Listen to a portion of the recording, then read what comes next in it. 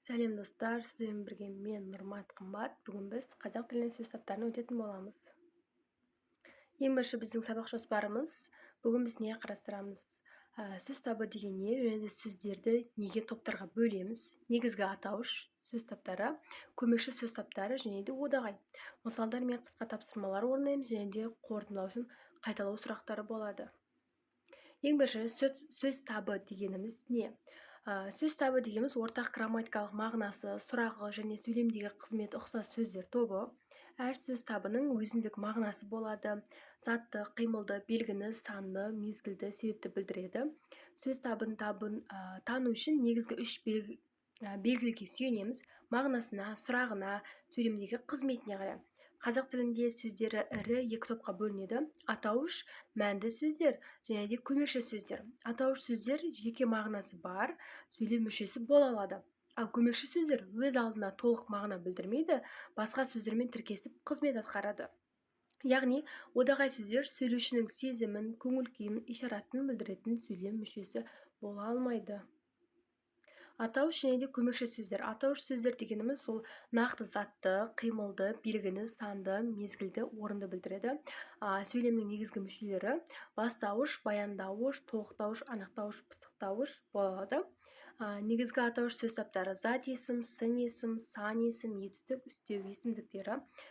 Сөздік қордың ядросын құрап, хабардың мағыналық жүгін көтереді. Көмекші сөздер мен одағай. Көмекші сөздер шылаулар, көмекші етістіктер, модаль сөздер өздігінен сұраққа жауап бермейді, толық лексикалық мағынасы жоқ, байланыс, реңк, қатынас мәндерін қосады. Мағыныңқылық, себеп, мақсат, мезгіл тағы да басқа бөлінеді. Яғни бұл жаңа мезгіл деп отқанымыз етістіктің ішінара бөлінетін түрлері болып есептелінеді. Яғни бұлар жаңағыдай бастауыш, одағай сөздер, олар талданбайды. Одағай сөздер сезім, қызығушылықтары, шақыру, бұйыру білдіреді. Мысалы, біреуге одағай сөздер ол адамның көңіл күйінде білдіреді. Тәйт деген сияқты бұл сөздер бізде атауыш сөздер қатарына кірмейді, яғни олар өздері жеке тұрып сөйлем мүшесі бола алмайды. Келесі бізде негізгі атауыш сөз таптары: сын есім, етістік, үстеу, зат есім, сан есім, есімдік. Негізі бұларды мектеп кезінде де оқыған болатынбыз. Зат есім дегеніміз, яғни ол кім, не деген сұрақтарға жауап береді, заттың атын білдіреді. Ал сын есім дегеніміз ол қандай, қай деген сұрақтарға жауап береді, және де заттың сынын, сапасын білдіреді. Сан есім дегеніміз ол қанша, нешінші заттың санын білдіреді және де ретін білдіреді. Ал етістік дегеніміз ол іс-әрекетті, яғни не істеді, не істеп жүр, қимыл әрекетті күйді білдіреді. Ал үстеу дегеніміз ол қайда, қашан, қалай, қимылдың мезгілін, мекенін, амалын білдіреді. Есімдік дегеніміз ол заттың нақты атын атамай, оны орынбасар сөзбен көрсетеді. Яғни зат есімнің сын есімнің орнына кете беретін сөз. Зат есім, сын есім, сан есім. Зат есім заттың, құбылыстың, ұғымның атын білдіреді. Сұрақтары: кім, кімдер, нелер. Мысалы, оқушы, қала, су, еңбек, тәуелсіздік. Ал сын есім дегеніміз ол мағынасы заттың түсін, дәмін, көлемін, сапасын білдіреді. Сұрақтары: қандай, қай. Мысалдар: биік үй, қандай үй, биік үй, ақ қар, тәтті алма, жақсы дос. Сан есім дегеніміздің мағынасы заттың саны, мөлшер, ретін білдіреді. Сұрақтары: қанша, нешеу, нешінші. Мысалы, 3 кітап, қанша кітап, 3 кітап, бірінші қатар, 12 оқушы деген сияқты. Келесі бізде етістік, үстеу, есімдік. Етістік дегеніміз қимыл, іс-әрекеттің күйі, қозғалысы білдіреді. Не істеді, не қылды, қайтты деген сұрақтарға жауап береді.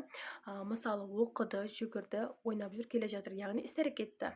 Ал үстеу дегеніміз ол қимылдың белгісін, мезгілін, мекенін, себебін білдіреді. Яғни қай жерде болып жатыр, қашан болды, қайда болды, қалай болды, не себепті болды деген сұрақтарға жауап береді. Мысалы, бүгін, кеше, кейін, жоғары, жаймен.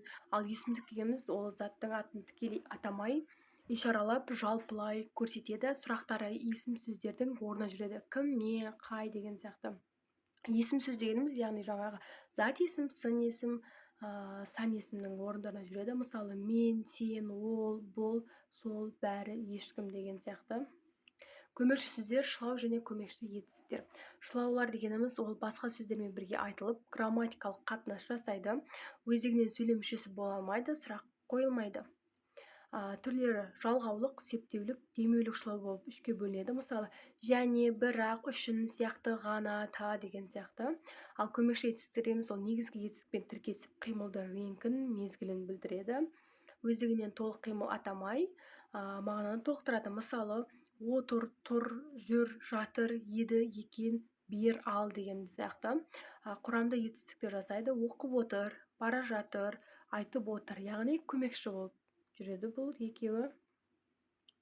Одағай сөздер сезім мен көңіл күйді білдіретін сөз табы. Яғни одағай дегеніміз сөйлеушінің түрлі сезімін, көңіл күйін, ерік жігерін білдіретін сөз табы. Сұрақ қойылмайды, затты не қимылды атамай, көбіне жеке айтылады. Сөйлем мүшесі болмайды, бірақ тұтас сөйлемге эмоциялық реңк береді. Көңіл күй одағайлары, шақыру одағайлары, бұйыру одағайлары. Мысалы, ой, па, вау, құрып кеткер, әй, кәне, жарайсың деген сияқты бұл адамның сезімдері болып есептеледі. Көбінде лепті сөйлемдерде қолданылады және де леп белгісімен беріледі. Келесі бізде ол қайталау сұрақтары. Сөз табы дегеніміз не? Яғни сөз табы дегеніміз ортақ грамматикалық мағынасы, сұрағы және сөйлемдегі қызметі бірдей сөздер тобы. Неліктен сөздер топтарға бөлеміз? Тілді жүйелі танып білу, сөйлем құрау және де талдау жұмысын жеңілдету үшін. Атауыш сөз таптарына қайсы жатады? Зат есім, сын есім, сан есім, етістік, үстеу, есімдер жатады. Көмекші сөздерге не жатады? Оған шылаулар, көмекші етістіктер, кей-модаль сөздер жатады. Одағайдың ерекшелігі қандай? Одағайдың ерекшелігі ол сезім мен көңіл күйді білдіреді, сұрақ қойылмайды, сөйлем мүшесі бола бермейді. Осымен бүгінгі біздің сабағымыз аяқталды. Сау болыңыздар.